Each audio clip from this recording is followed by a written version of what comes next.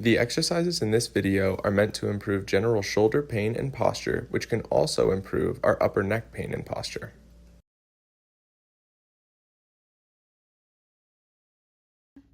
For shoulder external rotations, you'll start in an upright posture with the band attached to the wall and a towel between your elbow and your side. You'll then externally rotate the arm, meaning bringing your arm away from the midline of your body and without bending or rotating your body in any direction. Make sure that your hand comes back and touches your belly button on each rotation. For shoulder internal rotation, you'll keep the towel by your side, but now you'll be moving in the opposite direction. You may need to step slightly further away from the wall to increase the resistance, as our internal rotators are typically stronger.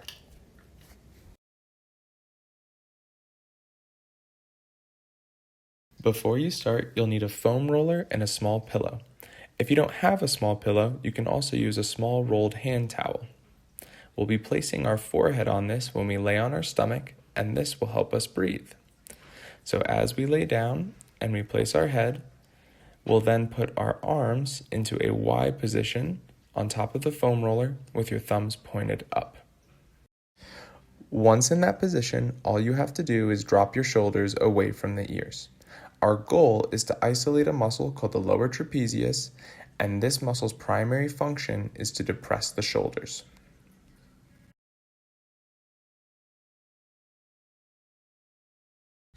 Now that we've got the motion down, we'll add resistance with a resistance band. It's important to make sure that both the downward and upward portion of the exercise are slow and controlled, rather than allowing the band to pull your shoulders upward too quickly.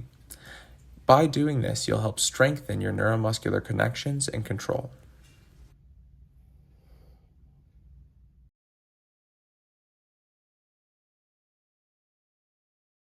For low rows, make sure your head is not elevated or tucked downward. Stay neutral.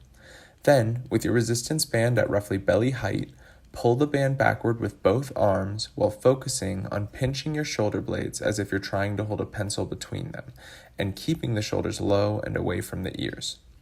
It's important to avoid common compensations such as pushing the head and neck forward or raising your shoulders as you pull the band back.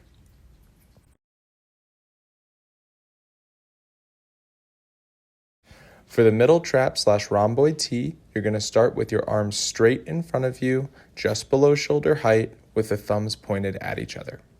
Then, you'll begin by pulling your arms straight backwards and pinching your shoulder blades as you do so.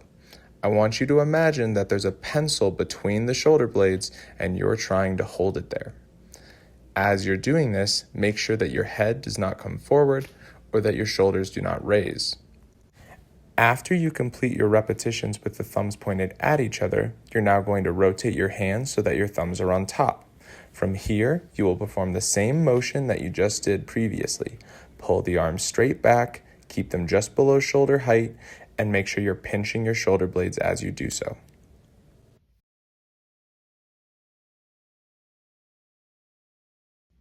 For the upright lower trap activation, you're going to be bringing your arm into a Y position and the thumb should be pointing behind you when you do so.